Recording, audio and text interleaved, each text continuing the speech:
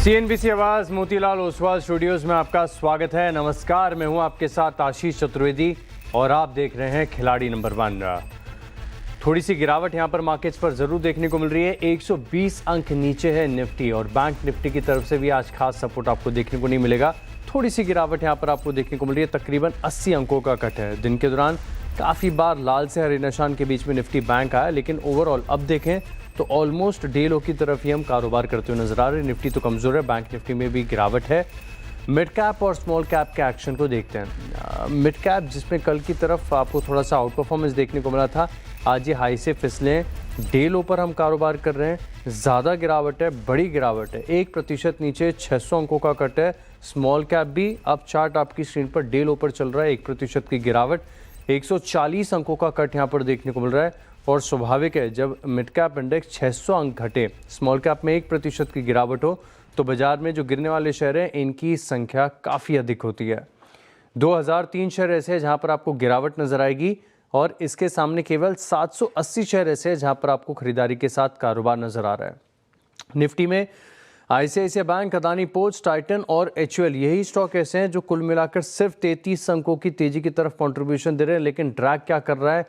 रिलायंस नीचे है, लगातार 3 दिन हो गए। टीसीएस बड़ा कमजोर हो रहा है। झंडाल्को में गिरावट है। इन्फोसिस नीचे है। मेटल स्टॉक्स में बिकवाली देखने को मिल रही है। एक बार बैंक निफ्टी की भी तस्वीर आपकी स्क्रीन पर लेकर आते हैं और इसमें आप देखें तो केवल 2 बैंक है जहां पर तेजी। एक तो आईडीएफसी फर्स्ट बैंक और दूसरा आईसीआईसीआई बैंक, जो कि अब तक मार्केट को काफ़ी बढ़िया सहारा दे रहा है। गिरावट सबसे ज़्यादा Kotak bank, IndusInd, HDFC bank लगातार कमज़ोर और बैंक ऑफ बड़ौदा, यहाँ पर भी आपको गिरावट देखने को मिल रही है। एक और स्टॉक का चार्ट आपकी स्क्रीन पर लेकर आता हूँ। रोज़ निफ्टी में हम देख रहे हैं कि कोई ना कोई एक स्टॉक ऐसा होता है जहाँ पर आपको गिरावट के साथ कारोबार नज़र आता है। मैं बात कर रहा हूँ टीसीएस की, तो टीसीएस का चार्ट आपकी स्क्रीन पर लेकर आते हैं।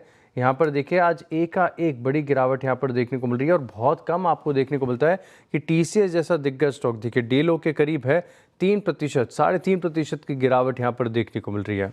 ओवरऑल मार्केट का मूड माहौल थोड़ी सी बिकवाली की तरफ हावी होता हुआ ज़्यादा नज़र आ रहा है।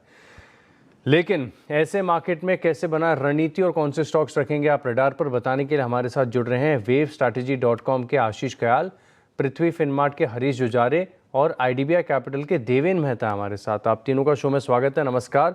और शो की शुरुआत करें इससे पहले काम करते हैं, अब तक की परफॉर्मेंस देख लेते हैं कि क्या कह रही है।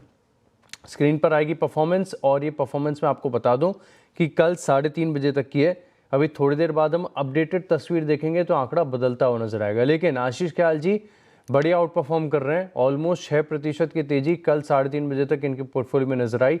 हरीश जुजारे के पोर्टफोलियो में हफ्ते की शुरुआत से लेकर अब तक स्टेबल रिटर्न्स। वहीं देवेन मेहता का पोर्टफोलियो कुछ खास करने के मूड में नहीं। 1% की गिरावट यहाँ पर शुरुआत से आपको देखने को मिल रही है। ओवरऑल ठीक ठाक यहाँ पर एक्शन आपको नजर आएगा। चलिए अब क्योंकि मार्केट में इतनी ज़्यादा गिरावट है तो एक बार चेक ले लेते हैं स्ट्रैटेजी का कि क्या कोई बदलाव है। अब तक तो आप तीनों की लिस्ट में अधिकतर शेयर जो है खरीदारी की तरफ थे, लेकिन आज मार्केट थोड़ा कमज़ोर लग रहा है। क्या शॉर्ट आइडियाज़ पर फोकस रहेगा? आशीष कयाल जी, स्ट्रैटेजी में कोई बदलाव? देखिए, स्ट्रेटेजी में बदलाव फिलहाल तो नहीं है, क्योंकि अभी भी बाजार जो है वो आज प्रेशर में बड़ी बना हुआ है, लेकिन चुनिंदा स्टॉक्स में बाइंग इमर्ज हो सकती है लोअर लेवल से। और अगर एक एक इम्पॉर्टेंट चीज देखने वाली ये है कि अक्टूबर के महीने में 2025 में, अक्टूबर 2025 के अंदर निफ्टी था करीबन इसी आंकड़े पे। तो अक्टूबर से लेके अभी तक निफ्टी अभी भी वही है। तो ये ओवरऑल एक रेंज में फंसा हुआ है बाजार, और इसलिए अगर आप देखें तो आईवीज भी काफी लो है, इम्प्लाइड वोलेटिलिटी भी लो है, इंडिया विक्स भी लो है, और सभी जगह से यहाँ पर स्टॉक स्पेसिफिक एक्शन देखा जा रहा है। तो मेरे ख्याल से सेकेंड हाफ में शायद थोड़ी बाइंग इमर्ज हो सकती है। निफ्टी फिर से 26,080 के आसपास आ सकता है, और उसी को राइड करने के लिए स्पेसिफिक स्टॉक्स में लॉन्ग पोजीशंस में क्रिएट करके जाऊंगा। तो लॉन्ग पोजीशंस पर अभी भी भरोसा बना हुआ है। हरीश जी, स्ट्रैटेजी में कोई बदलाव क्विकली? नहीं आशीष जी, बिल्कुल अगर देखा है तो हमने लगातार जो 3 दिन से गिरावट देखने मिल रहा है, निफ्टी क्रूशियल सपोर्ट के आसपास है। जो 50 डे मूविंग एवरेज है 25,975 के अराउंड है, और आसपास ही लग रहा है कि ट्रेंड लाइन का भी सपोर्ट है। तो जिस तरीके से ऑलमोस्ट बिटन डाउन हुआ है निफ्टी, तो मुझे लग रहा है कि यहाँ पे ज्यादा रिस्क बढ़ेगा अगर शॉर्ट्स में लिया तो बेटर है कि यहाँ पे लॉन्ग पोजिशन के साथ ही जाना चाहता हूँ आज के लिए। लॉन्ग पोजीशंस के साथ ही जाएंगे। देवेंद्र सर, आपकी स्ट्रैटेजी में कोई बदलाव, कैसे देख रहे हैं आंकड़ों को? नहीं मैं बिल्कुल अगर निफ्टी देखें तो हायर लेवल्स पे प्रेशर जरूर है निफ्टी में। लेकिन सेक्टर स्पेसिफिक मूव देखने मिल रहे हैं, तो लॉन्ग साइड में ही हमारा व्यू रहेगा। लॉन्ग की तरफ ही व्यू है। तो अब एक काम करते हैं, जल्दी से स्कैन कर लेते हैं पोर्टफोलियोज़ को और उससे समझ में आएगा कि अब तक की क्या स्ट्रैटेजी रही है और रिटर्न्स कैसे हैं स्टॉक्स में। आशीष ख्याल जी का पोर्टफोलियो सबसे पहले आपकी स्क्रीन पर लेकर आता हूँ, इसे समझने का प्रयास करते हैं। नाटको फार्मा यहाँ पर देखिए प्रॉफिट बुकिंग कर ली, इसके अलावा गोदरेज इंडस्ट्रीज़ यहाँ पर भी खरीदारी की राय दी, प्रॉफिट बुकिंग कर ली गई है। तो पोर्टफोलियो इनका फिलहाल के लिए खाली चल रहा है। सर कौन सा स्टॉक जोड़ेंगे सबसे पहले? देखिए अनंत राज में एक बाइंग इमर्ज होते हुए नजर आ रही है। स्टॉक आज के दिन भी पॉजिटिव है फिलहाल के लिए और वॉल्यूम्स अच्छे पिकअप हो रहे हैं। तो अगर बाजार में थोड़ी सी सुधार आती है तो मेरे ख्याल से ये अच्छा मोमेंटम जनरेट कर सकता है ऊपर की ओर। तो अनंत राज पे लॉन्ग पोजीशंस क्रिएट की जा सकती है। स्टॉप लॉस 585 का है और टारगेट आएगा 665 का। 665 तक के टारगेट्स देखने को मिल सकते हैं। 585 रुपये का आप लगा लीजिए स्टॉप लॉस। कमज़ोर बाजार में भी स्टॉक स्ट्रेंथ दिखा रहा है, लेकिन यहाँ पर रखेंगे हम नज़र। अब हरीश जी से बात करते हैं। सर बताइए कौन सा स्टॉक जोड़ेंगे? अजय जी, मेरा पहला स्टॉक रहेगा रैमको सीमेंट्स में। तो देखा तो रैमको सीमेंट्स में एक कंसोलिडेशन बाद ब्रेकआउट तो दिया है, उसके ऊपर सपोर्ट के साथ ट्रेड कर रहा है और वॉल्यूम कल के दिन अच्छे हुए थे। मुझे लग रहा है कि यहाँ पे मोमेंटम बिल्टअप हो सकता है, तो रैमको सीमेंट्स बाय करने की राय रहेगी। और टारगेट्स बनेंगे 1130 का और स्टॉप लॉस मेंटेन करना है चाहिए 105 स्लो। 1052 रुपये का स्टॉप लॉस और 1130 तक के टारगेट्स। और ये स्टॉक शुरुआत से ही काफ़ी बजिंग देखने को मिल रहा है, खबरों के बीच में स्टॉक में लगातार एक्शन है। 1130 का टारगेट है, 1050 का स्टॉप लॉस है। रैमको सीमेंट्स पर रखेंगे नज़र। देवेंद्र जी, पहला आइडिया, आपके पोर्टफोलियो में थोड़ा सा दबाव भी 1% का, एक कन्विक्शन वाला ट्रेड आपको ऐसा चाहिए। अभी फिलहाल आपके पास सिर्फ एक BHEL था जो आपने एग्जिट कर लिया, 1% की गिरावट आपके पोर्टफोलियो में है। विकल्प में आपको बता देता हूँ कि आप 2 शेयर जोड़ सकते हैं, दोनों कन्विक्शन वाले बताइएगा।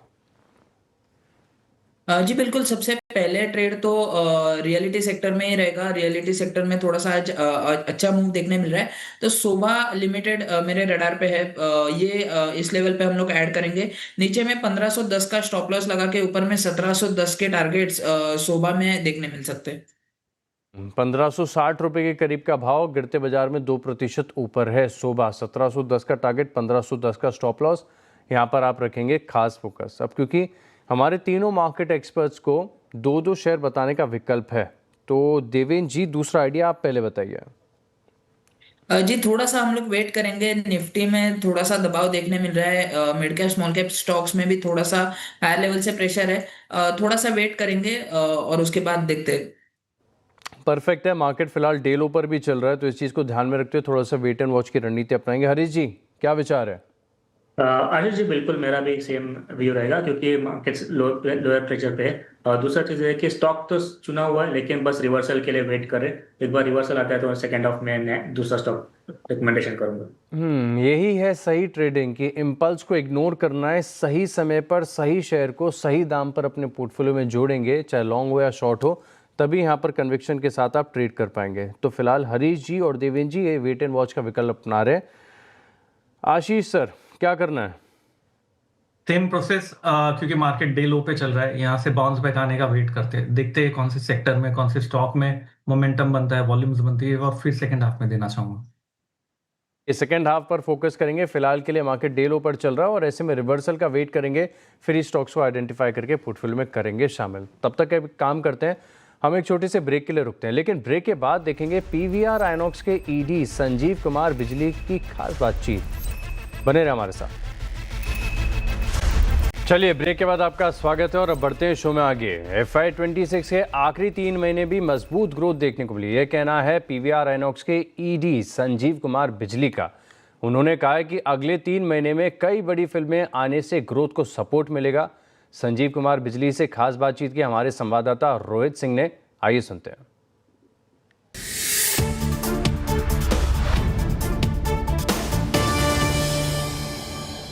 आने वाले साल का जो अगर लाइनअप देखें तो भी काफ़ी प्रॉमिसिंग दिख रहा है। आपके स्टैटिस्टिक्स क्या कहते हैं? लोग वापस सिनेमा में आ रहे हैं, थिएटर्स में आ रहे हैं क्या? नहीं, absolutely. I think last year थोड़ा हमारा म्यूटेड था बिकॉज हॉलीवुड की स्ट्राइक थी, हिंदी मूवीज़ भी कम थी, और इंग्लिश मूवीज़ का बिजनेस हमारे लिए बहुत इंपॉर्टेंट है, हमारी चेन के लिए, फॉर PVR आइनॉक्स। बट ये साल बहुत अच्छा रहा है with the grace of God. Dhurandhar has done well. Of course, everyone knows about that. Sayyara, Kantara, थामा इस साल बहुत बड़ी बड़ी मूवीज़ आई हैं. इंग्लिश में भी बहुत अच्छी मूवीज़ आई हैं. सो फुटफॉल्स पिछले साल से तो मच मोर हैं, काफ़ी ज़्यादा हैं. और मेरे ख्याल से हम हमेशा ये कहते रहे हैं कि अच्छी मूवी के लिए, इवेंट मूवीज़ के लिए लोग सिनेमाज में आते हैं और आते रहेंगे. And this year the footfalls have been very good and I'm sure अगले साल भी अच्छे होंगे. जो पहले अगर हम अप्रैल तक का जो लाइनअप देखें, काफ़ी प्रॉमिसिंग दिख रहा है आपको? अब जो 3 महीने रह गए हैं, हाँ. We have Border 2 coming out Republic Day पे.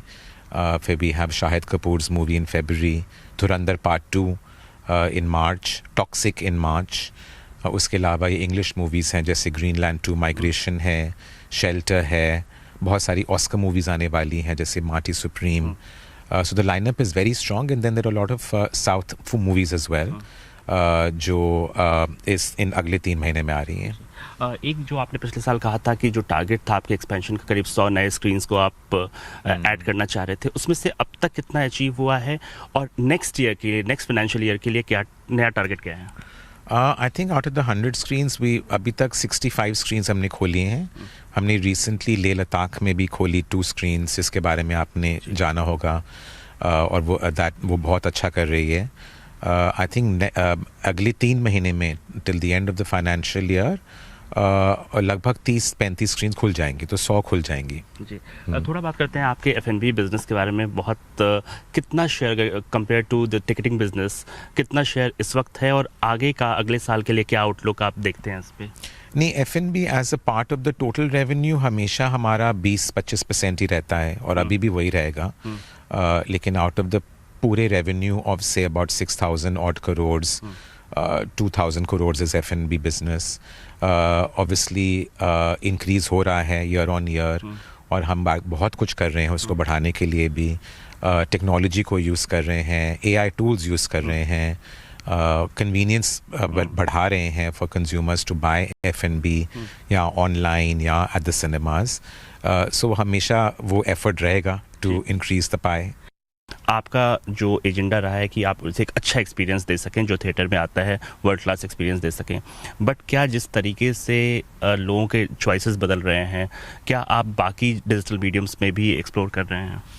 नहीं, हमारा तो आई थिंक वैसे भी वो प्लेस बहुत क्राउडेड भी है और बहुत बड़ी बड़ी कंपनीज हैं उसमें ऑलरेडी. सो आई थिंक हमारा फोकस तो इस पे है, थिएट्रिकल पे.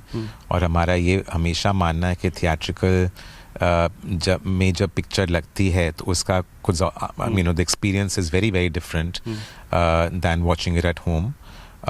सो we want to focus on theatrical only and just make sure that the experience is very good, is excellent.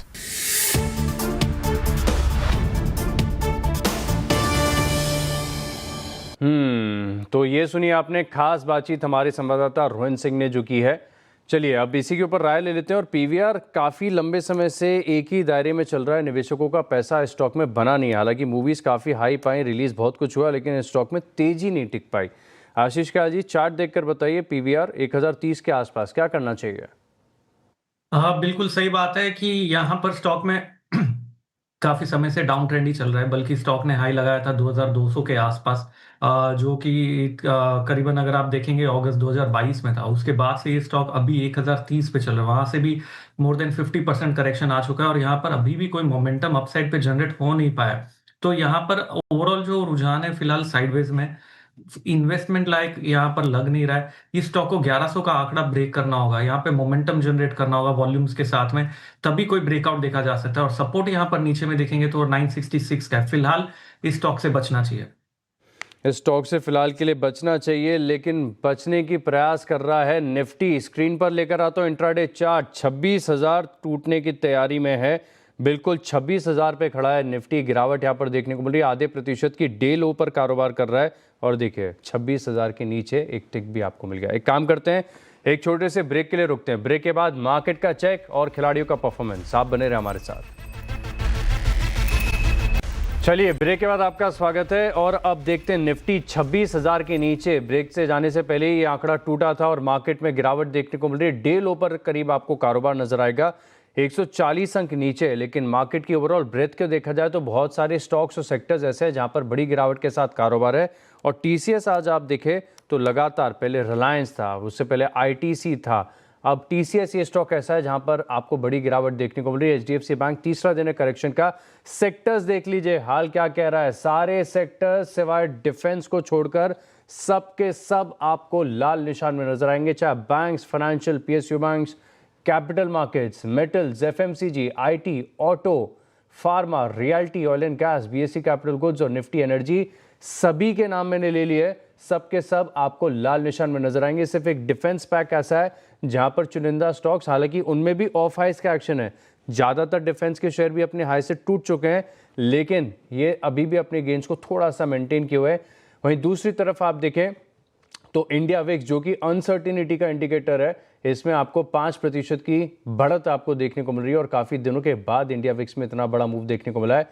सोना चांदी यहाँ पर भी गिरावट आ रही के संकेत आ रहे हैं। फ्लैश पर आप देख सकते हैं कि एमसीएक्स पर सोने में गिरावट यहाँ पर आपको देखने को मिल रही है। और स्टॉक्स तो देखिए क्या कहने, कुछ छोटे स्टॉक्स हैं इनका बड़ा बुरा हाल देखने को मिल रहा है। मैं सिग्नेचर ग्लोबल देख रहा था, 10% की गिरावट है। हिंदुस्तान जिंक 6%। अभी गोकुलदास एक्सपोर्ट्स फ्लैश हुआ है स्क्रीन पर, यहाँ पर आपको गिरावट देखने को मिल रही है। एक बार मिड कैप इंडेक्स लेकर आता हूँ, क्योंकि मिड कैप में कल बहुत अच्छा रुझान था, बहुत लोगों ने कल खरीदारी की होगी, आज उनको अगर आप देखें तो चपत लगी है। निफ्टी मिड कैप 800-900 अंक अब नीचे 1.5%। और हाल ही के दिनों में याद नहीं आ रहा कि कब आपको निफ्टी मिड कैप 100 में इतनी बड़ी गिरावट देखने को मिली। स्मॉल कैप का आंकड़ा आपकी स्क्रीन पर आएगा, निफ्टी स्मॉल कैप, इसका भी चार्ट लेकर आता हूँ। देखिए मिड कैप तो डे लो पर चल रहा है, स्मॉल कैप में भी एक्शन डे लो पर ही चल रहा है, बड़ी गिरावट यहाँ पर आपको देखने को मिल रही है। चलिए देखेंगे कि स्टॉक्स में रिबाउंड आता है कि नहीं, लेकिन ऐसे मार्केट में हमारे खिलाड़ियों का परफॉर्मेंस क्या कहता है, आइए सबके पोर्टफोलियो को नजर लगाते हैं। आशीष कयाल जी, अनंत राज है इनके पास 665 के टारगेट के लिए, और ये आइडिया एकमात्र इनके पोर्टफोलियो में। देखते हैं कि जो शेयर किया है उन स्तरों से क्या एक्शन देखने को मिल रहा है। मार्केट तो नीचे गया है और बिल्कुल देखिए 1.5% नीचे इनकी खरीदारी करते ही लुढ़क गया। मार्केट का सेंटिमेंट खरीदारी के लिए फेवरेबल नहीं है फिलहाल। हरीश जुजारी ने रैमको सीमेंट्स पर कन्विक्शन दिखाया 1130 के टारगेट के लिए। एक्शन के लिहाज से देखते हैं कि क्या अपडेट है यहाँ पर। मार्केट तो नीचे आए और ये स्टॉक फ्लैट है, लेकिन चलिए हरा निशान है, एटलीस्ट ये मार्केट के साथ लुढ़का नहीं है। वहीं अगर आप देखें तो देवेन जी के पोर्टफोलियो में जो स्टॉक्स हैं, इनमें शोभा डेवलपर, रियल्टी स्पेस, ये भी नीचे चल रही है। 1710 के टारगेट के लिए खरीदारी की राय दी। एक्शन के लिहाज से यहाँ पर देखते हैं क्या अपडेट है, तो बिल्कुल एज एक्सपेक्टेशन नीचे आए, लेकिन बाय गॉड्स ग्रेस थोड़ा सा ही नीचे आए, सिर्फ हल्का सा लाल निशान है, कोई बड़ी गिरावट यहाँ पर देखने को नहीं मिल रही है। शो की शुरुआत में कल 3:30 बजे तक की परफॉर्मेंस देखी थी। अब आप देखिए आशीष कयाल जी, जिनके पोर्टफोलियो में तकरीबन 6% के गेन थे, अब वो सिमटकर 4.5% हो गए हैं। Comparative stable performance Harish Jujare के पोर्टफोलियो में हफ्ते की शुरुआत से लेकर अब तक 3.5% के बड़े गेंस। वहीं देवेन मेहता की चिंता बढ़ती जा रही है, डेब्यू वीक में 3% नीचे चल रहा है इनका पोर्टफोलियो। तो ये है अपडेटेड परफॉर्मेंस से, यहाँ पर आप रखिएगा खास फोकस। चलिए, आप तीनों मार्केट एक्सपर्ट्स का बहुत बहुत धन्यवाद हमारे साथ जुड़ने के लिए और ऐसे मार्केट्स में भी कन्विक्शन आइडियाज़ हमारे साथ शेयर करने के लिए।